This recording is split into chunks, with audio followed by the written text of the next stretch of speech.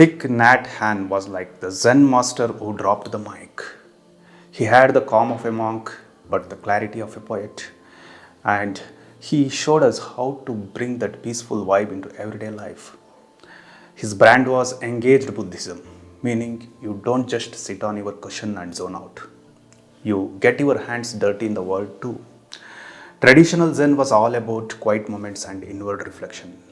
But he flipped the script, making it active and alive. Peace, justice, and healing were all part of the deal. Meditation for him was about diving into life with a chill mind and an open heart. His golden nugget was mindfulness, and he broke it down so anyone could get it. Whether you're taking a breath, strolling down the street, or washing dishes, he made these little acts feel like a mini meditation session. No need for incense or fancy robes. Just one deep breath, fully experienced. Yeah, you're on the path to enlightenment. When you're rushing around like a hamster on a wheel, he hands you the ultimate reset button, being present. When he said peace is every step, he was straight up telling us that every step we take can be a step toward peace.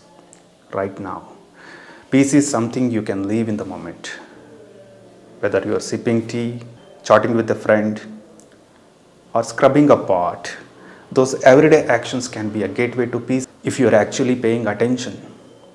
Peace is already here, just hanging out, waiting for you to notice.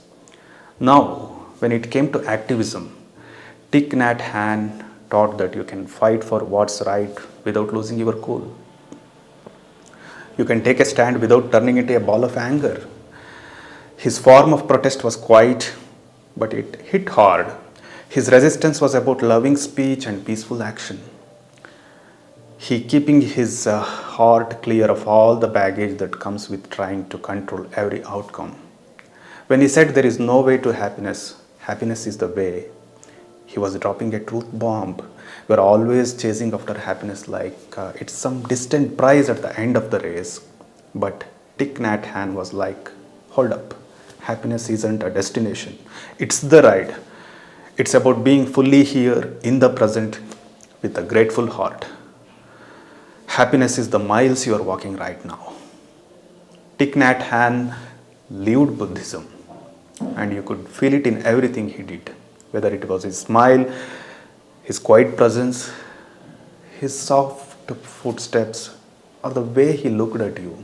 It was like he was wearing peace like a second skin. Through him, Zen was ready to roll. He showed us that peace is something you can carry with you every step of the way. Thich Nhat Hanh rolled into Western psychology like a calm breeze through a stuffy room. Gentle but game-changing. His teachings were like a chill river cutting through the chaos, turning fast-paced, overthinking minds into Zen gardens. While the West was busy labeling every mental hiccup with diagnoses and prescriptions, Thay, as his students lovingly called him, Thay showed up with a whole different vibe. Pause, breathe, be. Mindfulness in his hands was a full-blown lifestyle switch. He helped us hit the brakes, get out of our heads, and actually live in the moment. He gave us a map to freedom. His friendship with Martin Luther King Jr. was a powerhouse combo. Compassion meets courage, East meets West. While the world was tearing itself apart with war and racial injustice, Thay showed that non-violence was standing tall with love as your armor. He rooted them in deep spiritual practice. And King got it. He knew that inner peace fuels outer fight. Together, they wrote a playbook for healing a broken world. When Thich Nhat Hanh brought Buddhist wisdom into places like schools and boardrooms, he slipped mindfulness into daily life like salt in soup, subtle but totally essential. In classrooms, he was about growing awareness. He nudged the corporate world out of its rat race and into a space where compassion could actually hang with productivity. Just straight talk and soft power, kind of like a CEO with a monk's heart.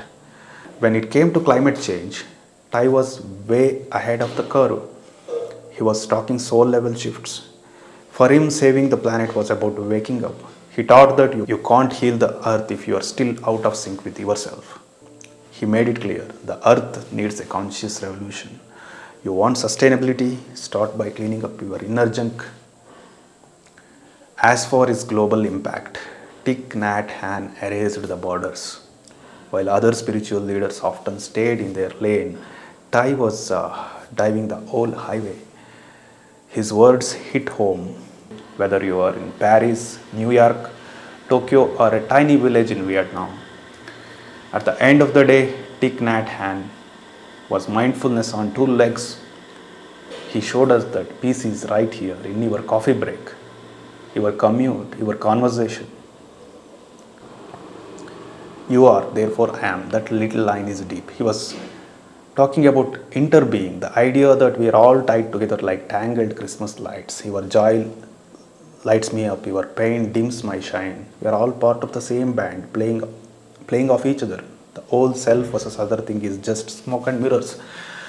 Your wins are my wins. Your heartbreak is mine too. We are all threads in one big cosmic sweater, and if one thread pulls, the whole thing feels it. Now, Thay brought non-duality and oneness down to street level. Non-duality sounds all mystical, like there is no you or me, just being, right? But instead of that meaning, do nothing and vibe, he flipped it and said, because we are not separate, compassion isn't optional.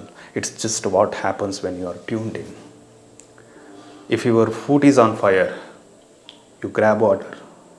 Same goes if your neighbor is hurting. Their pain is your pain. So kindness is just being real. Love becomes automatic when you realize we are all riding the same wave.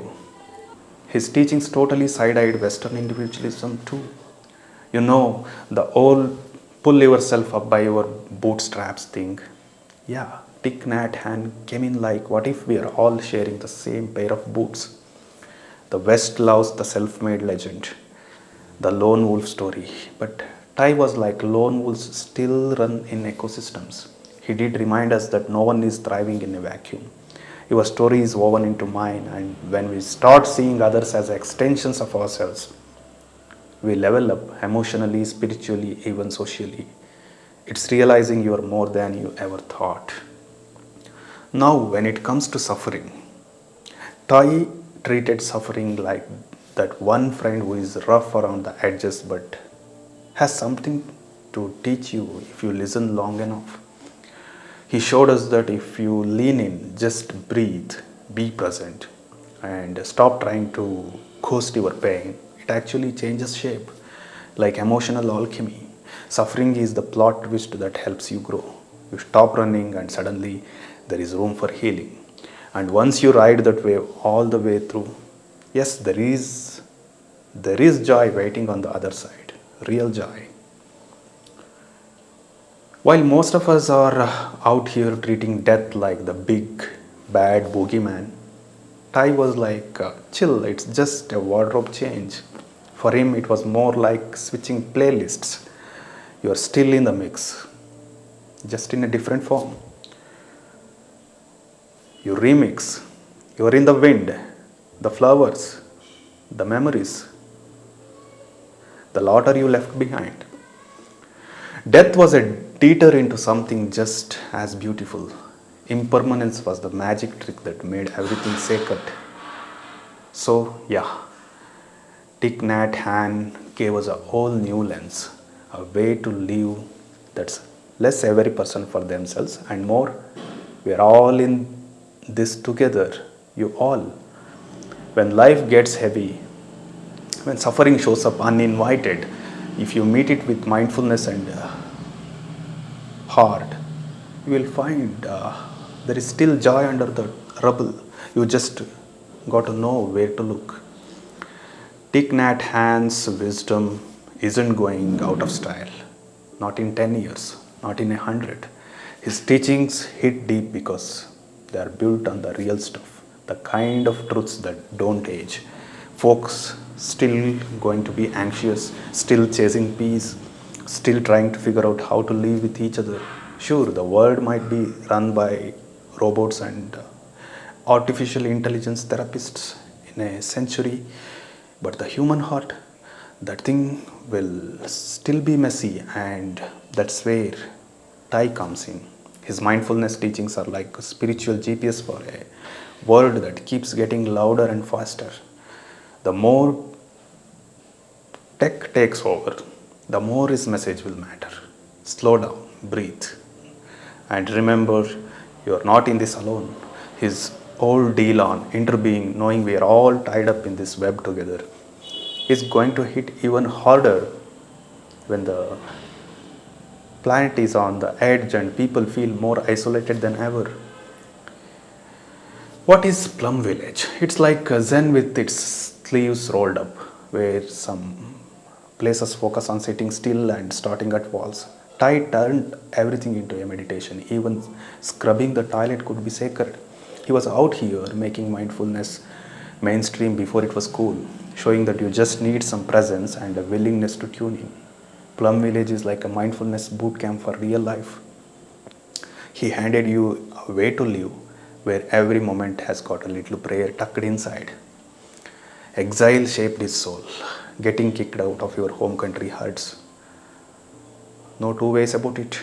But Thay found freedom in the heart. Home was presence, it was love, it was connection to all beings. That's why when he talked about freedom, he meant real freedom. The kind where you can sit still in any storm and still feel whole. If Thich Nhat Hanh were walking the earth right now, you bet he would be on the front lines of every global mess. But he wouldn't be yelling or posting hot takes. He would be that calm voice in the chaos telling us to check our hearts before we act. Choose love, not fear. If war breaks out, he would remind us that every bomb drops on all of us. If you are stuck in political beef, he would push us to listen. If AI starts taking over, he would say, cool tech, but don't forget your soul. And when climate anxiety kicks in, he would tell us to fall back in love with the earth. At the core, Thay's teachings were the kind that starts inside and spills out. If we can slow down, love hard, and listen deep, really deep, we can turn the pain in ourselves and the world into something softer.